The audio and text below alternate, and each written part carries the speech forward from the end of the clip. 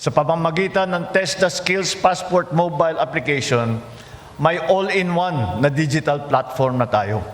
Dito makikita ninyo ang mga mahalagang impormasyon tungkol sa TESDA trainees, scholarship, employment opportunities, TESDA accredited training institution, at TESDA online training courses.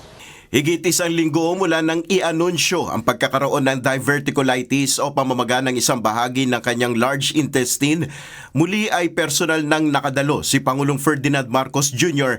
sa kanyang unang public event sa labas ng Malacanang matapos magkasakit. Pinangunahan ni PBBM ang paglulunsad ng kauna-unahang skills passport ng Technical Education and Skills Development o TESDA sa San Juan City. Ang TESDA Skills Passport ay ang kauna-unahang mobile at digital solution upang mas mapadali ang training, certifications, employment at scholarship para sa mga Pilipino.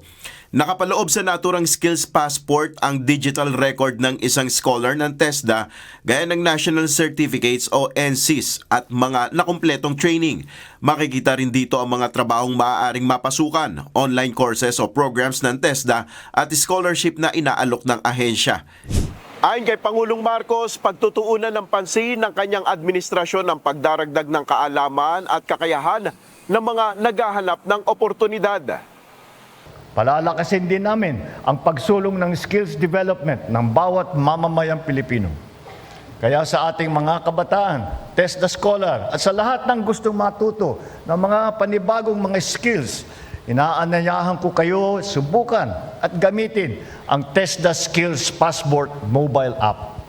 Mula TESDA, dinaluhan rin ni PBBM ngayong araw ang Philippine Telecommunications Summit 2026 sa Pasay City. Dito binigyan din ni Pangulong Marcos ang pagpapatuloy ng mga reforma na may layuning gawing mabilis at abot kaya ang internet service sa bansa. Nanawagan rin ng Pangulo ng pagtutulungan ng mga sektor upang madala ang internet service sa geographically isolated and disadvantaged areas o gida ng bansa. Nel Maribuhok, UNTV News and Rescue, Diyos ang aming sandigan, serbisyo publiko ang aming pinahalagahan.